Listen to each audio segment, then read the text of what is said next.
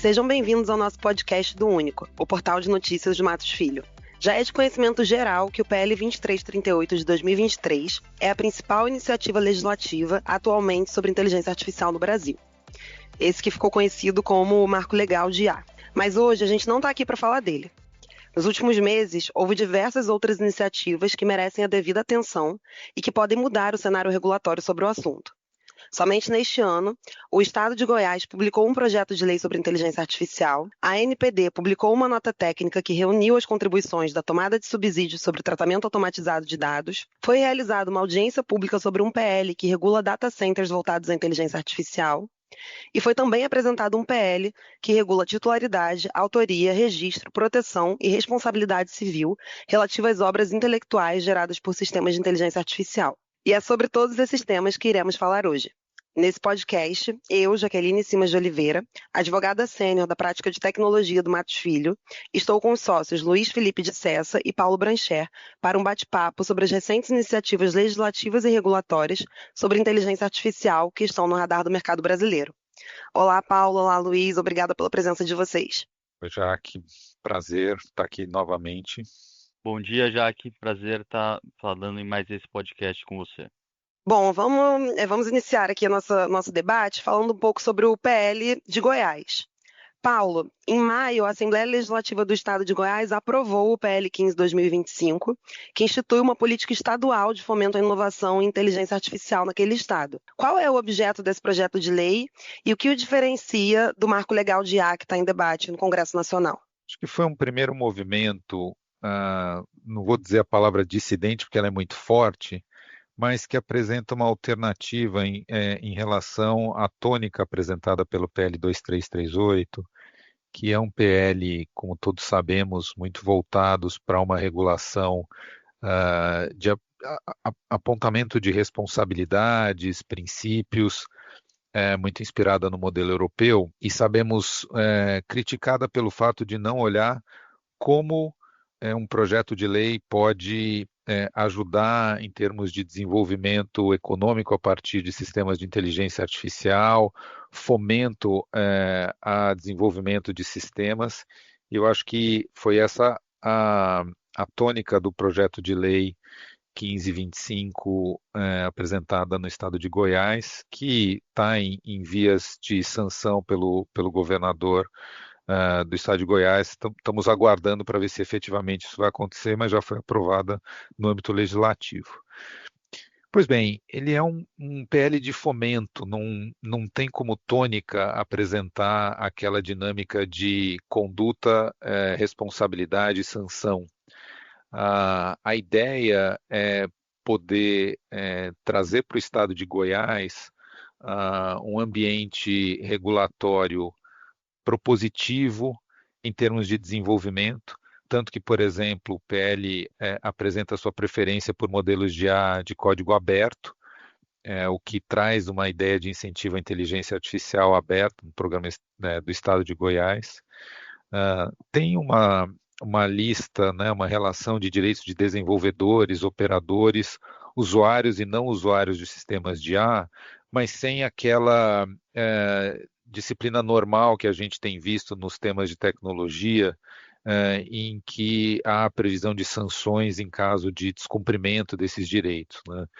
E aí ele adota uma tônica muito voltada a como deve-se fomentar pesquisa, inovação, desenvolvimento tecnológico, também trata de incentivos para a atração de data centers para o Estado, olhando a questão de energia renovável, cria um núcleo de ética, inovação e inteligência artificial, propõe o acréscimo nos currículos escolares do ensino de inteligência artificial, incentiva o uso da inteligência artificial na saúde pública, e eu acho que tem o dedo também do governador Ronaldo Caiado, que tem um histórico de atuação no setor da saúde, ele é médico, né? Então acho que aí também tem um pouco dessa contribuição. E aplicável a empresas que desenvolvem, operam e colocam no mercado e utilizam sistemas de inteligência artificial no estado de Goiás. Então, obviamente, é um movimento localizado, né? Não tem abrangência nacional, e a gente sabe que não foi apenas um movimento específico governamental, houve um auxílio de associações envolvendo o mercado de tecnologia que viram nesse PL uma oportunidade de olhar de maneira diferente como o IA pode ser regulada. Então, é algo para a gente prestar atenção se realmente vai ser sancionado, acho que é o caso, e como isso pode impactar, né, no desenvolvimento regulatório de outros estados e, eventualmente, no próprio PL 2338. Obrigada, Paulo. Muito esclarecedora, acho que essa sua explicação e demonstra realmente como há uma diferença de abordagem em relação ao PL, ao marco legal de IA, né, que está em discussão no Congresso. Paulo, esse PL, ele, embora, né, seja uma iniciativa estadual, ele não é o primeiro PL, ou não é uma primeira iniciativa estadual com o objetivo de regular a IA. Em 2021, o Ceará aprovou a Lei 17.611, que estabelece responsabilidades e diretrizes para o sistema de IA no âmbito do Estado. Na sua perspectiva, qual é o impacto dessa tendência de leis estaduais sobre IA para um cenário regulatório? De fato, num país como o Brasil, não é bom um tema que seja de abrangência nacional, que nós tenhamos cada estado, cada município legislando sobre o assunto, porque o excesso de regulação ele traz insegurança jurídica, ele traz um custo no processo produtivo. Então, assim, sob o ponto de vista econômico, é fácil identificar que não é o melhor dos cenários a gente ter cada estado querendo trazer uma contribuição regulatória de como a IA naquele estado ou município naquele município deve regular as empresas que oferecem, os usuários que utilizam sistemas de inteligência artificial, né? Dito isso, nós temos uma questão aqui que é um problema possivelmente a ser enfrentado, assim como nós tivemos essa questão envolvendo legislação de proteção de dados pessoais. No momento em que o tema dados pessoais começou a tomar uma relevância muito grande, nós tivemos o mesmo fenômeno, não só estados, mas municípios também se antecipando e criando legislações específicas, o que só foi resolvido quando nós tivemos o acréscimo no artigo 5º da Constituição Federal como direito e garantia fundamental à proteção de dados pessoais e a alocação exclusiva da União como competente para legislar sobre os temas de dados pessoais. Nós não temos esse cenário na Constituição Federal envolvendo inteligência artificial. Então, é difícil, nesse momento, dizer que iniciativas estaduais ou municipais devem ser barradas porque existe um projeto de lei em âmbito federal que vai regular de maneira abrangente toda essa questão. Então, é algo que já tivemos essa experiência nos temas de tecnologia. A solução foi trazer para o âmbito constitucional a competência única do Estado, eu acho que da União, perdão, e acho que nós não vamos fugir dessa discussão mais à frente com a evolução do PL 2338, porque senão vai ser muito difícil para as empresas ter um cenário bom para poder realizar investimentos e desenvolver, a gente ter um desenvolvimento tecnológico com um custo regulatório razoável. Perfeito, Paulo. Acho que vai ser muito importante acompanhar essa discussão. Vou aproveitar que você tocou no assunto de proteção de dados para chamar o Luiz para a conversa.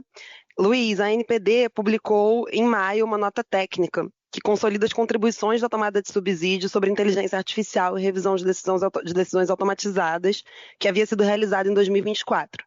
Só para relembrar o nosso ouvinte, a ANPD, a Autoridade Nacional de Proteção de Dados, e essa tomada de subsídios contou com 124 participantes, que apresentaram tanto convergências quanto divergências sobre diversos pontos envolvendo as decisões automatizadas e inteligência artificial. Embora ainda não haja nenhum posicionamento material da ANPD em relação ao tema, essa nota técnica ela é um compilado que demonstra como os agentes de tratamento e a sociedade em geral estão encarando o tema. Você pode compartilhar com a gente os principais pontos que esses agentes de tratamento demonstraram preocupação, né, e a sociedade civil em geral, em relação àquilo que toca a proteção de dados e sistemas de IA? Obrigado, Jaque. Essa nota técnica que você mencionou é super interessante porque traz contribuições de diversos setores da sociedade e a análise dos resultados dá um bom indicativo sobre as preocupações que existem, né? Principalmente em relação aos parâmetros interpretativos da aplicação do artigo 20, aquele que dispõe sobre o direito de revisão em decisões automatizadas. Então, respondendo a sua pergunta, para um brevíssimo compilado de quatro pontos que têm sido discutidos no âmbito dessas decisões e que foram destacados na nota técnica. O primeiro é a escolha da base legal para o tratamento dos dados. Acho que na nota técnica nota-se uma convergência em relação à dificuldade da operacionalização do consentimento na maioria dos tratamentos feitos por IA nesse contexto, principalmente em relação aos requisitos legais que acompanham o consentimento e a gestão desse consentimento, que muitas vezes seria impraticável. E ao passo em que o legítimo interesse teve um maior apoio como base para tratamento de dados em IA, incluindo em relação ao treinamento de modelos de inteligência artificial, principalmente quando envolver grandes volumes de dados e validações de processos. Existem alguns pontos de divergência aqui em relação ao uso incidental de dados sensíveis, contrapondo opiniões de não possibilidade, com opiniões de que a coleta não intencional é permitida e até com opiniões de que isso deveria ser encorajado para ajudar na redução de vieses. Uma segunda preocupação na prevenção de discriminações ilícitas ou abusivas, sendo reconhecido, obviamente, a necessidade dos mecanismos de governança, mas também com ressalvas sobre limites que não sufoquem a inovação. Acho que essa é a preocupação dos controladores aqui. Então, as medidas deveriam ser proporcionais aos riscos decorrentes dos possíveis vieses. Isso é reconhecido na nota técnica como uma forma de não inviabilizar nascimento de empresas e o próprio ciclo competitivo. Passando para um terceiro ponto, tem a discussão sobre a efetividade dos direitos dos titulares. Aqui estou falando de exclusão, de machine learning, de desafios práticos, tendo sido aqui talvez o ponto com maior abrangência nas contribuições. E é interessante já notar um entendimento comum de que o exercício dos direitos deve observar um contexto específico de sistemas de IA em que se considera algumas limitações técnicas, complexidade de algoritmos, inclusive em relação à transparência e segredo de negócio, e a necessidade do equilíbrio da privacidade com interesses legítimos, né, tendo sido destacado isso em alguns momentos do documento. Sobre o direito de exclusão, que eu acho que é interessante a gente comentar, existem algumas contribuições apontando que é tecnicamente inviável, outras apontando que a gente não deveria esperar que um sistema fosse capaz de esquecer informações sob o risco de inviabilizar muitos dos sistemas, e outras contribuições mais radicais defendendo a aplicação integral. Por fim, num quarto ponto aqui de preocupação dos controladores, eu trago as questões sobre privacy by design e avaliações de impacto que foram mencionadas no documento. Acho que, obviamente, existe um consenso em relação à importância disso, mas também existe uma divergência sobre a relativização dos princípios, né, como os princípios, principalmente a da qualidade, seriam interpretados no contexto de IA, se existe algum espaço sobre flexibilização ou não. E acho que também em relação ao tipo de relatório de impacto, no contexto de IA, existe alguma especificidade que se justifique para que ele seja diferente daquilo que a gente está acostumado a ver?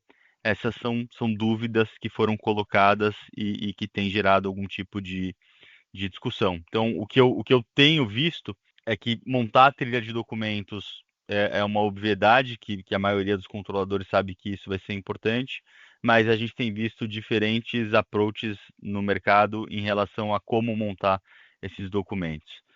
E aí eu concluo dizendo que essas divergências que eu comecei a falar aqui, elas são super esperadas, porque num contexto de vários sistemas de IA de propósito geral, voltados para tomar decisões automatizadas, e considerando a variedade de controladores que contribuíram, né, para a tomada de subsídios, é natural que existam diferentes pensamentos, que as diferentes preocupações sejam externadas, porque elas imaginam cenários muito diferentes quando são colocadas, né, para contribuição. Então, o que se percebe é que não há respostas únicas, as contribuições refletem, então, uma diversidade de usos e de perfis de controladores, e acho que isso precisa ser levado em consideração é, como interpretação e na futura regulação da NPD. Perfeito, Luiz, obrigada. Acho que é importante também contextualizar um pouco o nosso ouvinte em relação ao momento em que essa nota técnica é publicada, né? A NPD ela tem se movimentado bastante nos temas de inteligência artificial. A gente já teve a oportunidade de falar isso para os nossos clientes, nosso público em outros momentos, e isso tudo vem num contexto da autoridade também tentando se posicionar como autoridade competente para regular assuntos de inteligência artificial no Brasil, né? Ela tem tido um posicionamento bastante forte em relação a esse tema.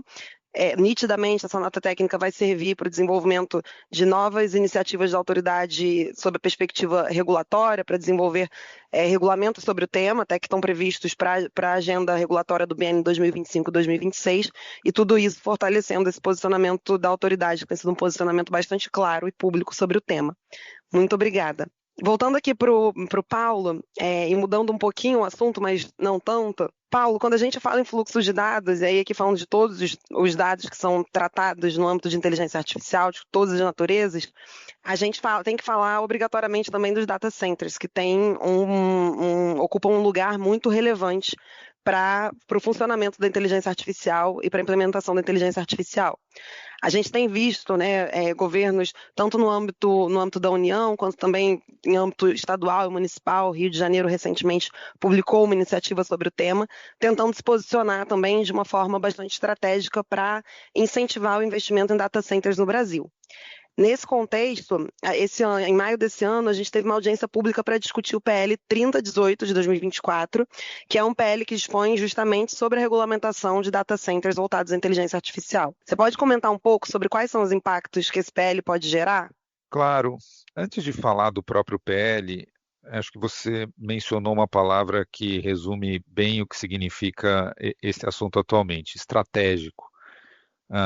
Data center, sem dúvida alguma, ao longo dos anos, tornou-se um assunto de relevância nacional, obviamente internacional, mas aqui no Brasil, por vários motivos, né? O tamanho do mercado brasileiro, o quanto todas as soluções que a gente vê estão migrando para soluções em cloud, o quanto que isso gera oportunidades de diferentes naturezas em diferentes setores.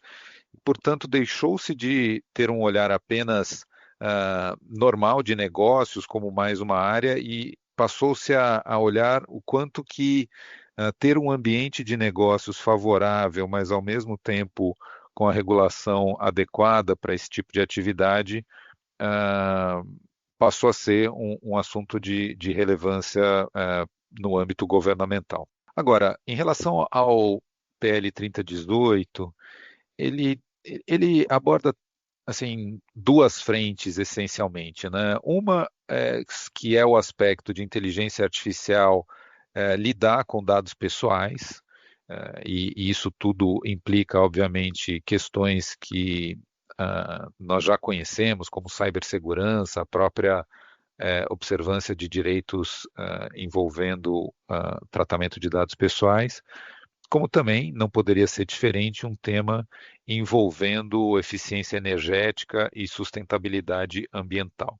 E aí, não é um PL longo, eu tenho uma visão aqui que acho que com relação à primeira parte, que é olhar questões de cibersegurança e de proteção de dados, não é um PL que acrescente absolutamente nada que a Lei Geral de Proteção de Dados já não cubra, né? Apenas atribui especificamente para entidades que operam data centers a observância da necessidade de tratar dados observando todos os direitos da Lei Geral de Proteção de Dados, atuar com estratégias envolvendo proteção e cibersegurança.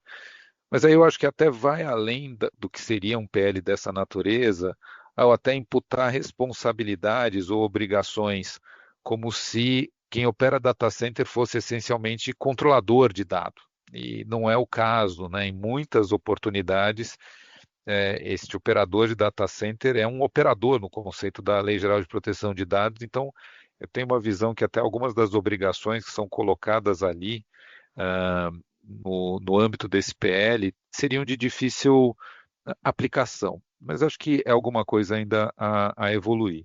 Já com relação à sustentabilidade, ele é algo muito principiológico, né, no sentido da obrigação de implementar tecnologias e práticas de eficiência energética, como a utilização de fontes de energia renovável, sistemas de resfriamento eficientes, otimização do uso de hardware e por aí vai. E aí eu acho o seguinte, né, o Brasil ele realmente está num momento muito relevante no cenário internacional em relação a todos esses temas ambientais. E ele é, sem dúvida nenhuma, um grande ator que pode atrair muitos investimentos. Então, tem um PL que fala apenas e exclusivamente que é obrigação de um operador de data center olhar para esses aspectos.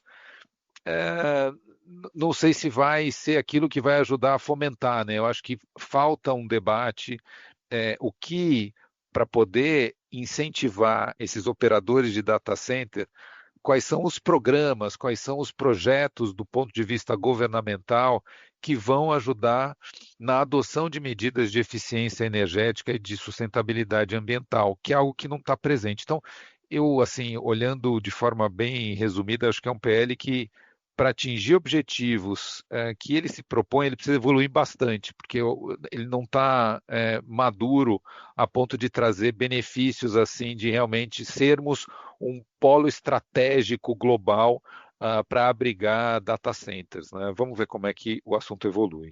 Perfeito, Paulo. Eu acho que essa sua colocação ela é muito pertinente e ela ilustra mesmo que a gente está num cenário ainda incipiente da discussão, mas que o tema com certeza vai continuar na pauta e vai se desenvolver a partir de iniciativas como essa, ainda que com certeza a gente esteja longe aqui de uma solução final para tratar do tema em âmbito nacional. Eu vou aproveitar a nossa fala sobre esse ponto e vou fazer uma publicidade aqui de um outro podcast nosso, que eu acho que, para quem se interessar sobre o tema de data centers, vale muito a pena ouvir. A gente discutiu com os sócios de infraestrutura e também com o diretor jurídico da Microsoft Brasil os desafios e oportunidades para a implantação de data centers no Brasil.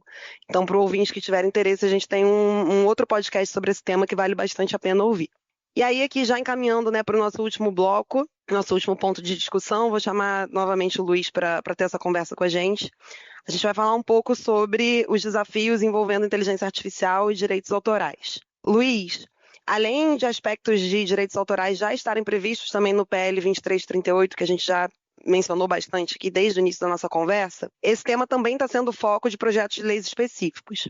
O PL 1969 de 2025, apresentado em abril deste ano, pretende alterar a Lei de Direitos Autorais para regular a titularidade, autoria, registro, proteção e responsabilidade civil relativas às obras intelectuais geradas por sistemas de IA. Esse tema que tem sido, né, objeto de grande debate não só no Brasil, mas em escala internacional, nos Estados Unidos, União Europeia, diversas não só iniciativas legislativas e regulatórias, mas ações judiciais discutindo o tema.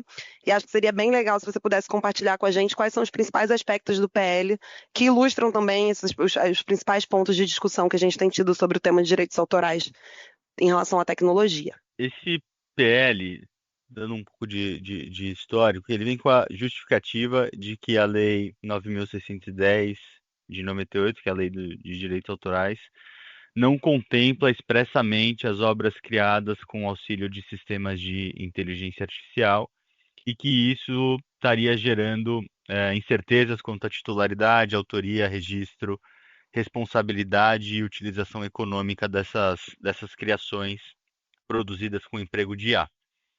Então, a proposta é de alteração da Lei de Direitos Autorais para disciplinar especificamente esse assunto, prevendo expressamente que apenas pessoas naturais seriam autoras e vedando atribuição de direitos autorais pela própria IA, né? Então, pela redação do PL, conforme apresentada, presume-se a autora, a pessoa natural, que além de fornecer o input ou o prompt, realizar uma modificação substancial na resposta gerada ou atuar diretamente no processo criativo, desde que ela se declare como tal. O PL também traz uma disposição interessante, que é de exigir participação humana efetiva no fornecimento do input original ou na curadoria, seleção ou edição da resposta gerada ou na modificação substancial do conteúdo produzido. Também entra numa questão de responsabilidade civil pelo uso de obras, né, com um modelo de responsabilização compartilhada entre o usuário, o desenvolvedor da IA e a empresa que comercializa ou oferece o sistema, mencionando um grau de proporcionalidade, né, uma responsabilidade seria proporcional ao grau de controle e participação no fato gerador que tenha causado dano, uma redação que me parece bastante propensa a criar confusão se isso for para frente. Então, pensando no que isso significa, o agente seria responsável pela que der o input e usar essa resposta gerada de forma abusiva ou que viole direitos autorais, ele responderia integralmente pelos danos. O desenvolvedor responde se o problema vier de uma falha previsível do design da IA, e as plataformas, né, os oferecedores, também poderiam ser responsabilizados solidariamente se não adotarem medidas mínimas de segurança.